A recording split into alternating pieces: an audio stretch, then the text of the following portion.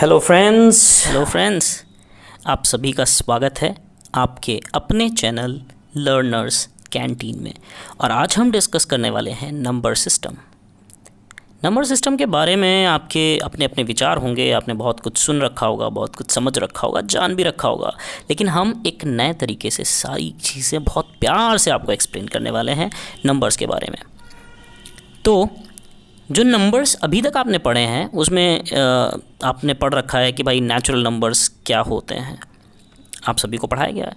आपको ये भी पढ़ाया गया कि होल नंबर्स क्या होते हैं, इवन नंबर्स, ऑड नंबर्स, ठीक है, इनके बारे में भी आपने बहुत अच्छी तरीके से जानकारी हासिल कर रखी है। आपने डेसिमल नंबर्स के बारे में भी पढ़ रखा है, आपने फ्रैक्शंस के बारे में भी पढ़ रखा है। आपने डिटेल में केवल यही नहीं बल्कि आपने ये भी जान रखा है कि इंटीजर्स क्या होते हैं, जैसे पॉजिटिव इंटीजर्स, नेगेटिव इंटीजर्स, यानी प्लस नंबर्स, माइनस नंबर्स, ठीक है। जैसा मैंने अभी बताया, फ्रैक्शंस भी आपने पढ़ रखा है। आपने एक नया जो कॉन्सेप्ट पढ़ना है वो है रैशनल नंबर, जिसे हम आज के वीडियो में डील करेंगे। रैशनल नंबर की डिटेल्स के बारे में, रैशनल है तो इर्रेशनल भी होगा, ठीक है। तो इर्रेशनल नंबर के बारे में भी डिटेल्ड स्टडी हम अभी नहीं करेंगे, क्योंकि इर्रेशनल और रैशनल नंबर की डिटेल स्टडी आपको क्लास 10th में मिलती है। फिर बात आती है कि ये सब कुछ मिला करके क्या कहलाता है। This is entire thing is called the real numbers. Real number के बाद रियल नंबर और इमेजिनरी नंबर का कॉम्बिनेशन एक कॉम्प्लेक्स नंबर कहलाता है, जो आप क्लास 11th में पढ़ेंगे। क्लास 11th में आपको डिटेल्ड चैप्टर है, चैप्टर नंबर 5 है, कॉम्प्लेक्स नंबर। वहाँ मैथमेटिक्स में आप पढ़ेंगे कॉम्प्लेक्स नंबर के बारे में। ये सारी चीज़ें मिल करके बनाती हैं आपका नंबर सिस्टम। जैसे natural numbers 1 2 3 4 5 6 7 8 and so on. Whole numbers यानी सभी नेचुरल नंबर्स प्लस ज़ीरो प्राकृतिक संख्याएं और शून्य को मिला करके होल नंबर हो जाती हैं, संपूर्ण संख्याएं। फिर इवन नंबर्स यानी वो नंबर्स जो 2 से डिवाइड हो जाते हैं, वो जो 2 से डिवाइड होने पर अपने पीछे कोई रिमाइंडर नहीं छोड़ते, वो सब क्या कहलाते हैं, इवन नंबर्स कहलाते हैं। आप कहोगे सर ऑड नंबर्स क्या होते हैं, तो भैया ऑड नंबर्स वो नंबर्स होते हैं जो 2 से डिवाइड नहीं होते, पीछे रिमाइंडर छोड़ते हैं। आपने और भी सुना होगा प्राइम नंबर्स और कॉम्पोजिट नंबर्स के बारे में। यानी प्राइम नंबर्स कौन से नंबर्स होते हैं, वो नंबर्स जिनके केवल 2 फैक्टर्स होते हैं, एक तो वो नंबर खुद और दूसरा 1। The means a number those who are having only 2 factors, 1 and the number itself, called the prime numbers. और कॉम्पोजिट जिनके 2 से ज़्यादा मल्टीपल्स हों, जिन्हें हम 2 से ज़्यादा फैक्टर्स हों, जिन्हें हम 2 से ज़्यादा नंबर से डिवाइड कर सकते हैं, वो सभी कॉम्पोजिट नंबर्स कहलाते हैं। अब आप कहोगे सर 1 का क्या सीन है, तो 1 नाइदर कॉम्पोजिट नॉर प्राइम, क्योंकि डेफिनेशन कोई फुलफिल नहीं करता, ठीक है, डेफिनेशन कोई फुलफिल नहीं करता। और 2 जो है वो एकमात्र इवन प्राइम नंबर है, क्योंकि 2 is only a even prime number, क्योंकि उसके बाद जो प्राइम इवन नंबर्स आते हैं जैसे 4 है, 6 है, 8 है, तो इसके 2 से ज़्यादा फैक्टर्स हो जाते हैं, तो वो कॉम्पोजिट नंबर हो जाता है, ठीक है। ये चीज़ आपको क्लियर हो गई होगी, I think this much parts है। डेसिमल नंबर्स क्या होते हैं भैया, डेसिमल नंबर्स यानी जैसे दशमलव में जिन्हें हम लिख सकते हैं, यानी 1.23 या 0.48, तो पॉइंट जिनमें लग जाता है वो सभी नंबर्स कैसे होते हैं, डेसिमल नंबर्स होते हैं, ठीक है। इंटीजर्स की अगर हम बात करें तो इंटीजर्स के बारे में ये एक बहुत रैपिड क्विक रिवीजन चल रहा है जो अभी तक आपने पढ़ा नंबर सिस्टम्स के बारे में। यहाँ पे मैं फटाफट आपको रिवाइज़ कराई दे रहा हूँ, ठीक है, ताकि आपकी जो अंडरस्टैंडिंग है नंबर्स को लेकर के, या जो अभी तक का कन्फ्यूजन है नंबर्स को लेकर के, वो बिल्कुल क्लियर हो जाए, ठीक है, ताकि कोई भी कन्फ्यूजन ना रहे। इंटीजर्स क्या होते हैं, 1 2 3 4 0 -1 2 3 4, तो ये जो पूरा नंबर लाइन पे हम जिन नंबर्स को रिप्रेजेंट करते हैं, ठीक है, वो सभी क्या कहलाते हैं, इंटीजर्स कहलाते हैं। इंटीजर्स 2 तरीके के होते हैं, पॉजिटिव इंटीजर्स, नेगेटिव इंटीजर्स। 0 क्या होता है sir, 0 neither negative nor positive, ठीक है, तो इंटीजर तो रहेगा but neither negative nor positive integer, क्योंकि उसके प्लस और माइनस होने से नंबर के ऊपर कोई फ़र्क नहीं पड़ता। फ्रैक्शंस क्या होते हैं, यानी वो नंबर्स जिन्हें हम a/b के फॉर्म में लिख सकते हैं, वो नंबर्स जिन्हें हम a/b की फॉर्म में लिख सकते हैं, जहां a और b क्या हो सकते हैं, a और b होल नंबर्स हो सकते हैं, बट a ही होल नंबर हो सकता है, b यानी जो डिनोमिनेटर है वो नेचुरल नंबर होगा। The denominator b must not be equals to 0. This is the definition for a fraction. मतलब numerator can be a whole number but the denominator can be a natural number. बात समझ आई? ये fraction होता है। और rational numbers क्या होते हैं? यानी वो नंबर जिन्हें हम पी अपॉन क्यू की फॉर्म में लिख सकते हैं, और पी न्यूमरेटर होगा, क्यू डिनोमिनेटर होगा, और क्यू जो है वो ज़ीरो नहीं होगा। तो आप कहोगे सर ये क्या मतलब हुआ, यानी फ्रैक्शन और रैशनल नंबर में क्या डिफरेंस रह गया? फिर तो फ्रैक्शन और रैशनल नंबर दोनों बात बराबर ही हो गई, क्योंकि ए अपॉन बी और पी अपॉन क्यू बात तो वही है। चलो वो हम अभी डिस्कस करेंगे, अभी डिटेल में आपको समझाएंगे कि वो कैसे होता है। इर्रेशनल नंबर्स वो नंबर्स होते हैं जिन्हें हम रैशनलाइज नहीं कर सकते, जैसे पाई को हम रैशनलाइज नहीं कर सकते, हम √3 को रैशनलाइज नहीं कर सकते, हम √2 को रैशनलाइज नहीं कर सकते। तो रूट की कुछ वैल्यूज़ होती हैं जिन्हें हम रैशनलाइज नहीं कर सकते, तो वो सब क्या कहलाते हैं? इर्रेशनल नंबर्स कहलाते हैं। रियल नंबर्स क्या होते हैं? ये सारे नंबर्स मिलकर के रियल नंबर्स कहलाते हैं। अब रियल नंबर्स में अगर हम एक आयोटा के साथ इमेजिनरी नंबर ऐड कर देते हैं तो वो जो फॉर्म बनती है real number plus imaginary number is a complex number. ठीक, चलो अब हम थोड़ी और कुछ चीज़ें डिटेल में समझ लेते हैं, जैसे कि रैशनल नंबर के बारे में हम लोग डिटेल में समझ लेते हैं कि रैशनल नंबर एक्चुअल में है क्या। जैसे मैंने आपको डेफिनेशन में अभी बताया कि वो सारे नंबर्स जिन्हें हम पी अपॉन क्यू की फॉर्म में लिख सकते हैं, जहाँ पर Q must not be equals to zero होगा और पी और क्यू दोनों क्या होंगे? इंटीजर्स होंगे। तो आप कहोगे सर फ्रैक्शन की डेफिनेशन और रैशनल नंबर की डेफिनेशन में कोई खासा फ़र्क तो दिखाई नहीं दे रहा सर, क्या डिफरेंस है दोनों के बीच में? तो बिल्कुल सही है आपका ये डाउट, मैं आपको बताता हूँ कि दोनों में डिफरेंस क्या है। ठीक है, समझ लो यहाँ पे दोनों में डिफरेंस क्या चीज़ है। जैसे मैंने फ्रैक्शन लिखा तो ए अपॉन बी, मैंने बोला ए अपॉन बी की फॉर्म में लिख सकते हो, और B must not be equals to zero होगा, यही बात बोली ना मैंने। ए और बी क्या होंगे? दोनों क्या होंगे? इंटीजर्स नहीं होंगे, वो क्या होंगे? न्यूमरेटर जो है, यानी अब देखो rational number P upon Q की फॉर्म में लिखेंगे, यानी Q is not equals to zero. A और बी क्या होगा भैया? ए और बी जो होगा वो, ए जो होगा वो होल नंबर होगा और बी नेचुरल नंबर होगा। तो या तो होल नंबर लिख लो और B not equals to zero लिख लो। B not equals to zero तो बी इज इक्वल्स टू 1 2 3 4, 1 2 3 4 मतलब पॉजिटिव नंबर्स। यानी पी अपॉन क्यू की फॉर्म में मैंने बोला इंटीजर हो सकता है, but Q must not equals to zero, P can be zero.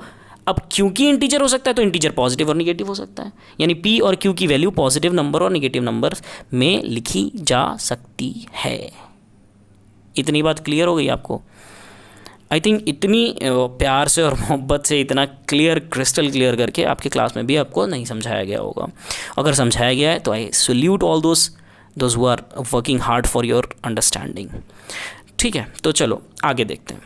जैसे -3 अपॉन -4 एक नंबर लिख लिया मैंने, और एक नंबर मैंने लिख दिया प्लस, मतलब 4/6। तो 4/6 के पहले कोई साइन नहीं लगा हुआ, तो अंडरस्टूड है कि प्लस साइन होगा न्यूमरेटर डिनोमिनेटर दोनों में। ठीक है, अगर साइन नहीं लगा हुआ तो प्लस का साइन है। अब देखो दोनों में यानी न्यूमरेटर और डिनोमिनेटर में सेम साइन है, तो भैया जब सेम साइन होगा तो हम कहेंगे इसे positive rational number, positive RN। यानी न्यूमरेटर और डिनोमिनेटर में दोनों सेम साइन है, पॉजिटिव हो या निगेटिव हो, डजेंट मैटर। और अगर इसका उल्टा हो जाए, यानी न्यूमरेटर में पॉजिटिव साइन हो या डिनोमिनेटर में पॉजिटिव साइन हो, यानी न्यूमरेटर में निगेटिव साइन हो या डिनोमिनेटर में किसी एक में, न्यूमरेटर डिनोमिनेटर में से किसी एक में अगर निगेटिव साइन है तो वो निगेटिव रैशनल नंबर कहलाएगा। ठीक है, इतनी बात क्लियर हो गई सभी को? चलो आगे देखते हैं, आगे हम कैसे और चीज़ों को समझ सकते हैं। तो ये पॉजिटिव रैशनल नंबर और नेगेटिव रैशनल नंबर का concept I think I have made you very much clear about it, right? चलो let's move and talk about further things. कुछ प्रॉपर्टीज़ होती हैं, जैसे आप बोलोगे सर अगर जैसे फ्रैक्शन में हम करते थे वैसे ही इसमें भी करेंगे, तो p टाइम्स, यानी न्यूमरेटर में अगर हम कुछ मल्टीप्लाई कर रहे हैं तो डिनोमिनेटर में भी हमें उसी से मल्टीप्लाई करना पड़ेगा। यानी डिनोमिनेटर में अगर हम किसी नंबर से मल्टीप्लाई कर रहे हैं तो न्यूमरेटर में हमें उसी नंबर से मल्टीप्लाई करना पड़ेगा।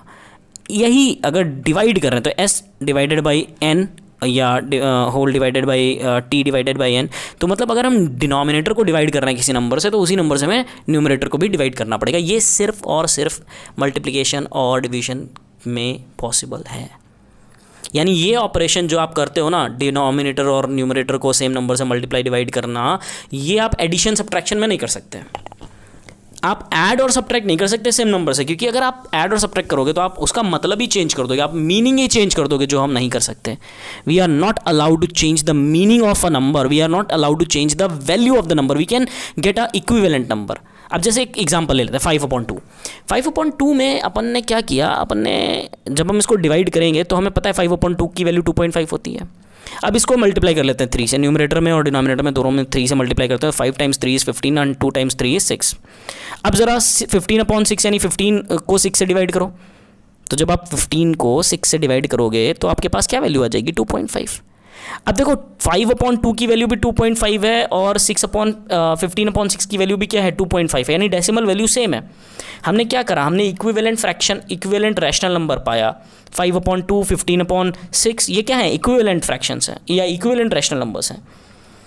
डेसिमल वैल्यू पे कोई फर्क नहीं पड़ रहा. लेकिन अगर हम प्लस कर दें, चलो करके देख लो, 5 + 3 2 + 3 क्या हो जाएगा, 8/5. तो 8 को 5 से डिवाइड करो, 1.6 आंसर आएगा. करके देख लो, 1.6 आंसर आएगा.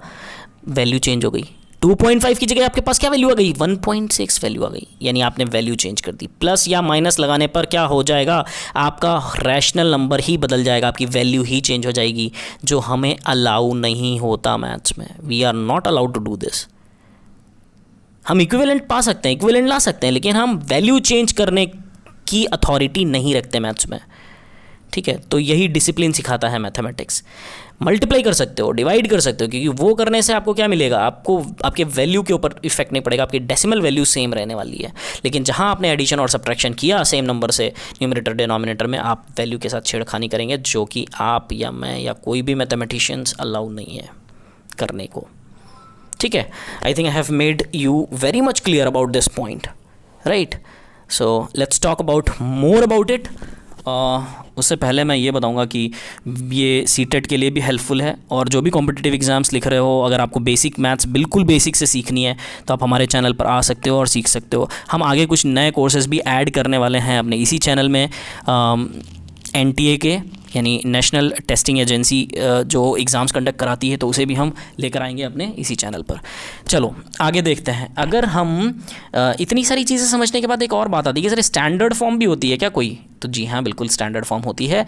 रैशनल नंबर यानी RN की स्टैंडर्ड फॉर्म होती है. जैसे हम फ्रैक्शन की स्टैंडर्ड फॉर्म लिखते हैं, ऐसे ही इसकी भी होती है. जैसे -4/6 एक एग्जाम्पल ले लिया अपन ने.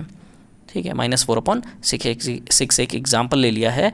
अब क्या करेंगे अब हम इसे जो स्टैंडर्ड फॉर्म में है, क्या हम इसे स्टैंडर्ड फॉर्म में कन्वर्ट कर सकते हैं? बिल्कुल कर सकते हैं. क्यों? क्योंकि देखो पहली चीज़ तो ये कि ऊपर नीचे दोनों में निगेटिव है.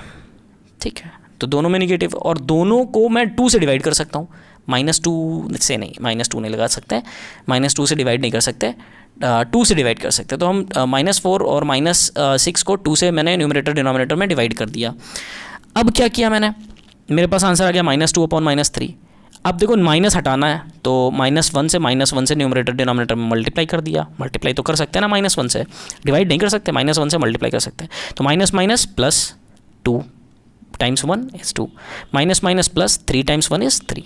तो प्लस लिखो चाहे नहीं लिखो, कोई फ़र्क नहीं पड़ता. 2/3 is the value which you have got after doing this short of calculation.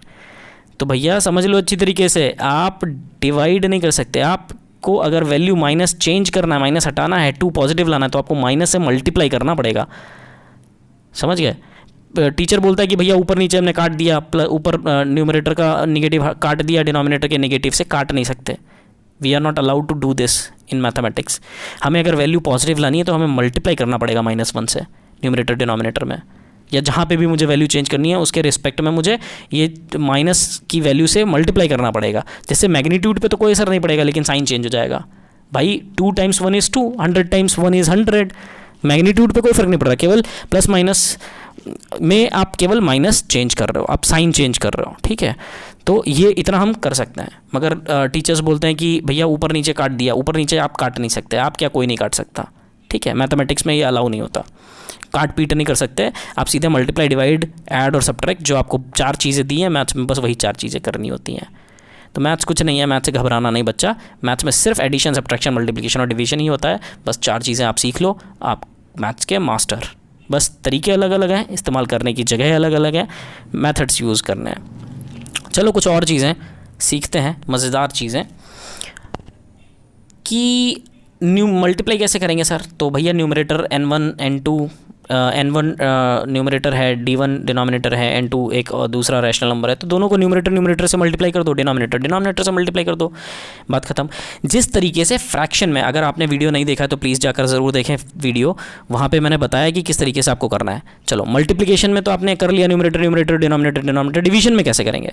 तो भैया डिवीजन में भी फ्रैक्शन में जैसे हम डिवीजन करते थे यहाँ पे भी वैसे ही करेंगे। अगर a/b एक नंबर दे रखा है rational number, divided by p/q एक अनदर रैशनल नंबर दे रखा है, तो भाई हम क्या करेंगे, p और q को रेसिप्रोकेट कर देंगे और जहाँ पे डिवाइड का साइन है वहाँ मल्टीप्लाई का साइन लगाएंगे। a और b टाइम्स क्या हो जाएगा, p/q की जगह q/p हो जाएगा, रेसिप्रोकेट हो जाएगा, जैसे मैंने फ्रैक्शन में किया हुआ था। तो भाई जिन लोगों ने अभी तक नहीं देखा है वो प्लीज़ जाकर वीडियो एक बार ज़रूर देख लें। फ्रैक्शन के part 1, 2, 3, I think 3 videos are there, so you just watch them, you will understand how to add, how to subtract, how to multiply and divide fractions। और जैसे जैसे हम फ्रैक्शन में मल्टीप्लाई डिवाइड करते हैं उसी पैटर्न में हम रैशनल नंबर में भी मल्टीप्लाई और डिवाइड करते हैं। जो और चीज़ें हम इस्तेमाल करते हैं, जैसे अगर मान लो ऐड करना है तो क्या करेंगे, हम ऐड करने के लिए हमें डिनोमिनेटर सेम करने होता है, एलसीएम लेकर के हम डिनोमिनेटर इक्वल कर लेंगे और डिनोमिनेटर इक्वल करके हम बस डिनोमिनेटर को कॉमन रख के न्यूमरेटर को ऐड कर देंगे, बस आ गया आंसर। अब आप कहोगे सर अगर डिनोमिनेटर में माइनस साइन दिया हुआ है और न्यूमरेटर में पॉजिटिव दिया हुआ है तो कैसे करेंगे? तो भैया मैंने बोला ना -1 से मल्टीप्लाई डिवाइड कर लो, -1 से ऊपर भी मल्टीप्लाई कर दो, नीचे भी मल्टीप्लाई कर दो न्यूमरेटर डिनोमिनेटर में, तो वैल्यू सॉल्व हो जाएगी। ऊपर माइनस चला जाएगा, नीचे पॉजिटिव हो जाएगा, आप पॉजिटिव वैल्यूज़ को लेकर के ईजिली सॉल्व कर सकते हैं। जैसे आप सब्ट्रैक्ट ऐड कर रहे हो उसी तरीके से आपको सब्ट्रैक्ट भी करना होता है, एलसीएम लेकर के डिनोमिनेटर इक्वल करके, ठीक है। तो वीडियो को देखने के लिए बहुत बहुत धन्यवाद आप सभी का। बने रहिए हमारे चैनल के साथ, अपना प्यार और अपना सहयोग इसी तरीके से हमें देते रहिए। अगर आपको कोई भी डाउट आ रहा है तो प्लीज़ कमेंट बॉक्स में मेंशन करिए और बताइए हमें कि आपको क्या दिक्कत आ रही है, ताकि हम आप तक जल्द से जल्द आपका सोल्यूशन, आपकी प्रॉब्लम्स का सोल्यूशन पहुंचा सकें। अभी तक जितना भी प्यार और सम्मान आपने दिया उसके लिए तहे दिल से बहुत बहुत शुक्रिया, धन्यवाद। और हाँ, ये जो नीचे लाल रंग का सब्सक्रिप्शन बटन है उस पर हिट कर दीजिए। थैंक